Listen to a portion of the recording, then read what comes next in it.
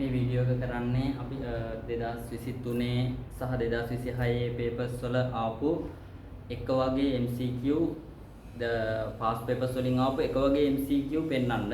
එතකොට අපි pass papers කරාන pass papers කියන 27 ළමයින්ට තමයි මේක ගොඩක් වැදගත් වෙන්නේ. ඔයාලට 27 විභාගෙ ලියන්න බලාගෙන ඉන්න ළමයින්ට හැමදාම ඕනම ගුරුවරයෙක් කියනවානේ පාස් පේපර්ස් කරන්න කියලා. දැන් පාස් පේපර්ස් කරන්න කියන්නේ ඇයි කියන එක ඔප්පු කරන්න බෑ අපි දැන්.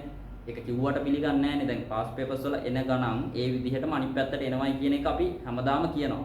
එතකොට ඔයාලා තේරුම් ගන්න ඕනේ ඔය මොඩල් පේපර්ස් කරන්න, එතකොට ඔය මොනවද ස්කූල් පේපර්ස් කරනවට, පළාත් පේපර්ස් කරනවට වඩා පාස් පේපර්ස් ටික ඉස්සෙල්ලා කරලා ඉන්න. පාස් පේපර්ස් 3 වතාවක්වත් කරලා ඉන්න. ඊට පස්සේ තමයි ස්කූල් පේපර්ස්, පළාත් පේපර්ස් වලට යන්න ඕනේ. මුලින්ම පාස් පේපර්ස් වල එන ගණන් ඒ විදිහටම අකුරු වෙනස් කරලා අංක වෙනස් කරලා අනිත් පැත්තට එනවා. එහෙම ආපු එකක් කියන්න තමයි මේ හදන්නේ. හරිද?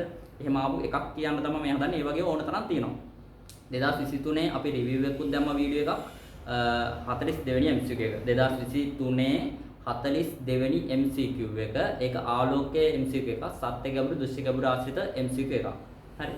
ඒකේ අර වාජනයක භාගයක් පිළියෙත්තාක්සේ පෙනෙන කතන්දරයන්නේ තිබුණේ. හරි. ඒක මම ඒ වීඩියෝ එකේ ඉලක්කම් දාලා ඒකේ වැරදියට හදන ක්‍රමයකුත් පෙන්වුවා. ගොඩක් ළමයි මේ වැරදියට හදන ක්‍රමයට හදලා තිබ්බා. හරියට හදන ක්‍රමයකුත් පෙන්වුවා.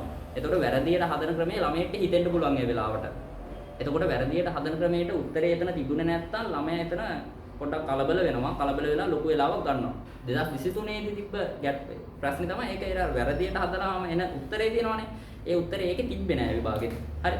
එතකොට එතන පොඩ්ඩක් ළමයා අර අන්තිම MCQ ට හින්දා කමක් නැහැ. එතන පොඩ්ඩක් කලබල වෙනවා. හරිද? මේ පාර 2026 දී 12 වෙනි MCQ එකට දාලා තිබ්බා. ඒකට 42කට දාපු එක එදා අමාරු ගාණක් කියලා හිතන්නේ 42කට වගේ දාලා තිබ්බේ. දැන් ඒ ගාණ ළමයි කරලා ප්‍රැක්ටිස් කරලා ඇති කියලා 12ට දාලා තිබ්බා ඒ ගාණ. ඒ ගාණම තමයි. හරිද?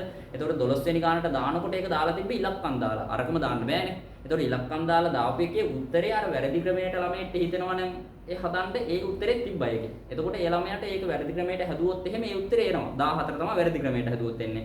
හරි ක්‍රමයට හැදුවොත් එන්නේ 12. එතකොට වැරදි ක්‍රමයට හදපු ළමයා ඒක හරි කියලා හිතලා ගහලා යනවා ඉස්සරහට. එයා එතන වෙලාව ගන්නෙ නැහැ ඕන තරම්. ඒ කියන්නේ එතන වෙලාව කලබල වෙලා එතන බය වෙලා වගේ බලාගෙන ඉන්නේ නැහැ. ඒක මාර chance එකක් එතන. හරිද? ඒක හොඳයි කියලා මම කියනවා. මොකද හේතුව මේ අර සිංහලයේ තියෙන සිංහල අපි කියනකොට සිංහල පාවිච්චි කරනකොට තියෙන ප්‍රශ්න තියෙනවානේ. එතකොට අර සමහර ළමයින්ට ඒක ඔළුවට යන විදිහක් තියෙනවා, වෙනස් විදිහකට යන්න ඉඩ තියෙනවා. රයිට්. එතකොට දැන් මේ ගානේ මුලින්ම අපි හිතමුකෝ ගානේ තිබ්බේ මෙහෙම එකක්. වාජනය 21ක් මම ලින්ක් එක දාන්නම් උඩින්. හරිද? බුක්මාර්ක් එකක් විදිහට ගිහිල්ලා බලන්න. ඩිස්ක්‍රිප්ෂන් එකේ ලින්ක් එක දාන්නම්. අවුරුදු 2කමාරකට කලින් කරපු වීඩියෝ එකේ මේකම තියෙනවා. හරිද? එතකොට මේ උත්තර දෙකක් මම අරන් තියෙනවා. මම වැරදි ක්‍රමයට දැන් හදන්නේ නැහැ. හරි ක්‍රමයට විතරක් හදන්නම්. මේක මම හයිලයිට් කරලා තියෙනවා ඕන තරම්. එතකොට 21 සෙන්ටිමීටර උසකට මේකේ වාජනය තියනවලු. අපිට කියනවා මේක භාගයක් පිරියත්තාක්සේ පෙනෙන්න කොච්චර උසකට ජලය පුරවන්න ඕනේද කියලා. අපි කියමුකෝ ජලය x උසකට පුරවන්න ඕනේ කියලා. එතකොට මේක දෘශ්‍ය ගැඹුර අපි ගමුකෝ දැන් ඇත්තම කතාව භාගයක් පිරලා තියෙනවා කියලා පේන්නේ කොහොමද? උඩින් බැලුවාම පිරලා තියෙන උස තියෙනවනේ. පේන උස තියෙනවනේ.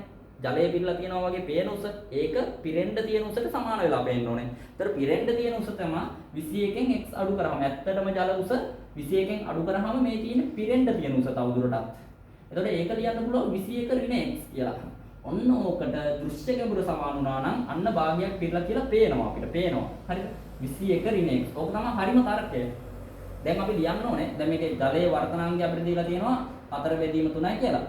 සත්‍ය ගැඹුර බෙදීම දෘශ්‍ය ගැඹුර සමානයි. දැන් මේකේ වර්තනාංක අතර අනුපාතයට තමයි ඔක සමාන වෙන්නේ. ඒකක් කටපාඩම් කරන්නේ නැහැ අපි. බලනවා ඉස්සලා කොහේ ඉඳන් කොහෙටද බලන්න කියලා. වාතයේ ඉඳගෙන ජලය දිහා බලන්න. වාතයේ සිට ජලය දිහා බලන මිනිස්සෙට අඩිය ඉස්සිලා පේන්නේ. අඩිය ඉස්සිලා පේන්නේ. එහෙනම් අඩිය ඉස්සිලා පේනවා නම් දෘශ්‍ය ගැඹුර කුඩයි, සත්‍ය ගැඹුර විශාලයි. එහෙනම් අපි ලියනවා මේ සත්‍ය ගැඹුර විශාලයි, දෘශ්‍ය ගැඹුර කුඩයි. එහෙනම් අනුපාතයක විශාලයක දැන් උඩ මේක එකට වඩා වැඩි අනුපාතයක් දැන් එන්නේ. එහෙනම් උඩට එන්න ඕනේ විශාල සංඛ්‍යාව. එහෙනම් ජලයේ වර්තනාංකය උඩට එන්න ඕනේ 4 බෙදීම 3. වාතයේ වර්තනාංකය යට එන්න ඕනේ 1. හරිනේ. දැන් ඉතින් සත්‍ය ගැඹුර විදිහට ලියන්න තියෙන්නේ අපි මේ දාගත්ත VG අකුරු වලින් x. දෘශ්‍ය ගැඹුර විදිහට ලියන්න වෙන්නේ මේ VG අකුරනේ 21 ඍණ x. 4 බෙදීම 3ට සමානයි.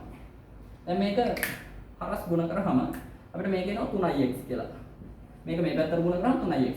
මේක මේ පැත්තට ගුණ කරාම 4ෙන් ගුණ කරාම 21 84යි. ඍණ 4x. එතකොට මේ 4x මෙහෙට ආවම 7x සමානයි 84යි. එතකොට 7ෙන් කපලා ගත්තාම x සමානයි 1යි මෙතන එකක් ඉදිරි ආයේ 14ට 2යි සෙන්ටිමීටර 12යි. ඕක තමයි උත්තරය ඈ. 12 සෙන්ටිමීටර තමයි උත්තරේ. දැන් ලින්ක් එක දීලා බලන්න ඒකත් බලන්නකො. ඒ වීඩියෝ බලන්න එතකොට ඔයාලට තේරෙයි. හරි පාස් පේපර්ස් කරන්න ඉච්චරයි. හරිද? දැන් අපි කියනකොට මම ගොඩක් වෙලාවට පාස් පේපර්ස් අරගෙන ඒකේ එන්න පුළුවන් ඊළඟ වර්ෂන් එක හැම වෙලේම උගන්වනවා. එතකොට සමහරට ඒකම එනවා විභාගෙට. එහෙම තමයි හැටි. හරි? විභාගේ රටාව එහෙම තමයි. හරි? වීඩියෝ එක එන්ඩ් කරන්න. හරි? වීඩියෝ එක බලන්න ඒකට තේරෙයි වැඩි ඈ.